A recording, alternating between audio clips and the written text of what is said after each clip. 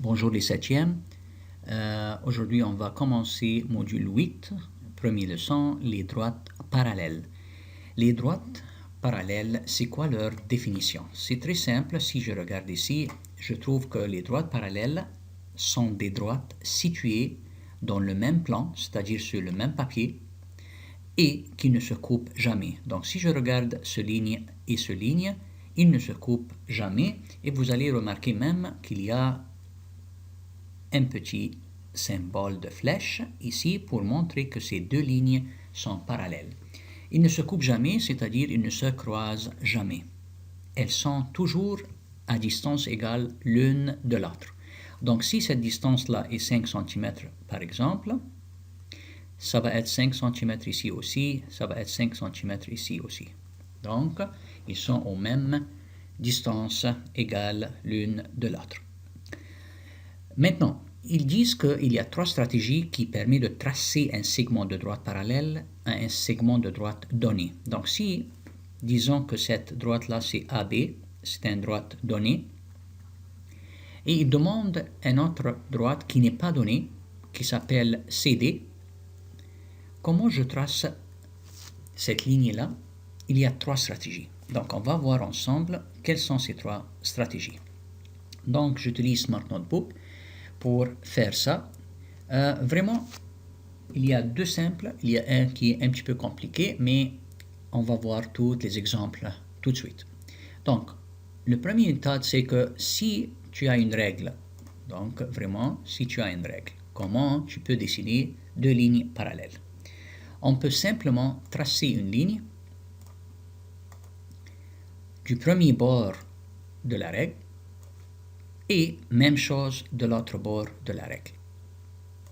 Et je dis merci pour la règle, je n'ai pas besoin. Ces deux lignes-là vont être parallèles 100%.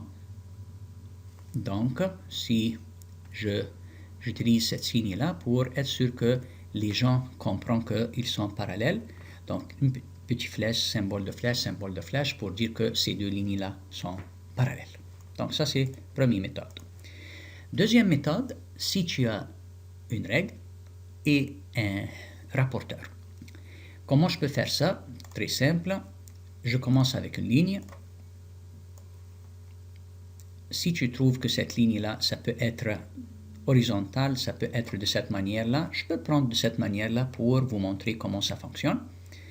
La seule chose que je vous montre, que je préfère la ligne qu'elle soit mince. Donc l'épaisseur doit être vraiment mince de cette manière-là. Maintenant, j'ai besoin de tracer une autre ligne qui est parallèle avec cette ligne. Comment je peux le faire? Donc je peux utiliser un rapporteur de cette façon et je place le point du foie c'est-à-dire ça, sur cette ligne et j'ajuste que ça soit exactement sur cette ligne, le 0 ici avec cette ligne-là. Changer l'épaisseur du crayon parce que c'était trop mince, je peux le changer à ça. Et je le répète encore une fois. Donc 90 de cette manière et je bouge le rapporteur à une autre place. Je m'assure que le 0 c'est sur cette ligne et je fais la même étape avec une épaisseur raisonnable et je clique pour marquer le point. Dans ce cas-là, je dis merci au rapporteur. J'ai deux points. J'ai besoin d'une ligne qui passe par ces deux points-là. Donc, je m'assure que je choisis bien la ligne et ici, de cette façon-là, qui passe par l'autre point. Et si tu même veux faire que cette ligne-là passe et un petit plus long, donc tu peux faire ça, mais s'assure que ça passe par ces deux points-là. Dans ce cas-là, on va trouver que ce qu'on a fait, c'était vraiment bien clair. On n'a pas besoin du rapporteur, je peux l'effacer et je dis que ces deux lignes-là sont vraiment parallèles et pour montrer aux gens qui sont parallèles, je peux faire toujours le symbole de deux flèches il y a des personnes qui utilisent 2, donc 2 et 2, s'il y a deux autres qui sont parallèles, 1 et 1, pour s'assurer que les gens comprennent que cette ligne-là est parallèle avec cette ligne-là. Maintenant, il y a la troisième méthode qui est un petit peu plus compliquée. Si on a une ligne de cette manière, et cette ligne-là, ça s'appelle, disons, AB. Donc, je m'assure, A et B. Et peut-être qu'il y a quelqu'un qui me demande, je veux tracer une ligne parallèle qui passe par ce point-là. Donc, le point est vraiment là. Donc, je n'ai pas un rapporteur, j'ai seulement un compas. Donc, comment je peux faire ça avec un compas? Et c'est ça qu'on va le faire. Je vais vous montrer quelque chose pour faciliter votre vie, comment on peut comprendre. Si moi je trace une ligne et que je dis je veux passer par ce point-là, et voilà, ça, cette ligne-là est parallèle. Bien sûr, cette ligne-là n'est pas parallèle parce que si vous regardez cette distance-là est plus courte que cette distance-là, ils vont se croiser à un point à gauche. Tu dis ok, je vais essayer de l'ajuster. Je peux mettre comme ça peut-être, puis comme ça peut-être, et voilà, ça passe par le point et c'est parallèle. Encore une fois, je peux remarquer que cette distance-là n'est pas égale à cette distance-là. Donc, qui peut m'aider vraiment à savoir si cette ligne-là est parallèle? Si on regarde au début de ce cours, on a trouvé quelque chose ici, que ces distances-là, puisqu'ils sont égales, on dit que, en plus, si je trace une ligne de cette manière, qu'on l'appelle une ligne transversale, on remarque quelque chose de très intéressant. Si ces deux lignes-là sont parallèles, vous allez remarquer que cet angle-là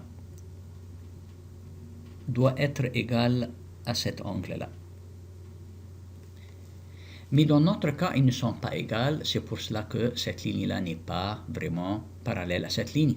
Donc dans ce cas-là, si je prends ça en considération, je peux vraiment tracer cette ligne-là facilement.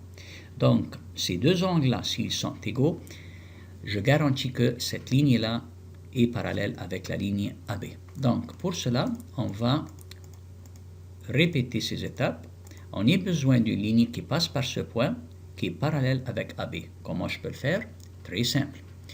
Première chose, je trace une ligne transversale qui coupe ces deux lignes-là. Et cette ligne-là transversale, je dois m'assurer que ça passe par vraiment le point demandé. Et elle coupe la ligne AB. Tu peux changer toujours la longueur en faisant que tu traces ça et tu s'assures que ça passe par ce point-là. Donc, je vois le point ici, très bien, et je commence mon travail. Maintenant, je prends le compas. Très intéressant. Ça va m'aider beaucoup pour tracer les lignes parallèles à AB. Comment je peux faire ça? Première chose, je place cet compas-là, le point métal, sur le sommet A. Et je peux changer la couleur, si je veux, à quelque chose en rouge. Je peux l'ouvrir toujours comme je veux, avec une distance, et je marque comme un arc pour qu'elle soit comme l'angle. Donc, voilà. Et c'est très important que je garde la même ouverture, comme ça, et je ne le change pas. Très, très important. Pourquoi je ne le change pas? Parce que vraiment, j'ai besoin des mêmes choses de le faire ici. J'ai besoin de tracer le même angle. Donc, je ne peux pas changer l'ouverture. La seule chose que je peux faire ici, que je préfère qu'elle soit avec une épaisseur mince. Donc, ça va me donner du travail plus précis. Donc, sans changer l'ouverture, je place le point métal sur le point demandé et je trace une courbe de cette manière-là. Encore une fois, je ne change pas l'ouverture, je laisse, mais je change l'épaisseur pour qu'elle soit plus professionnelle. Maintenant, je ne sais pas sur quel point je peux faire ce point-là pour garantir le même angle pour que je trace et je joigne ce point-là avec ce point-là pour avoir la ligne qui est parallèle avec AB. Est-ce que je le place ici, je le place un petit peu en haut, je le place un petit peu en haut, un petit peu en bas, je ne sais pas. Donc je dois m'assurer que cet angle-là est vraiment le même que cet angle-là. Donc pour faire ça, je place le point métal ici et j'essaye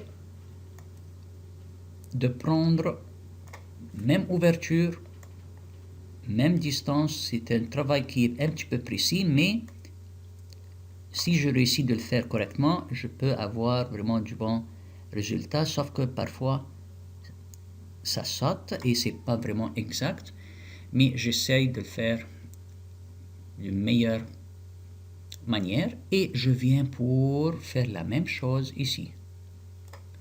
Et je trace cette courbe-là et je dis merci au compas et je peux changer même l'épaisseur de cette ligne pour qu'elle soit plus raisonnable.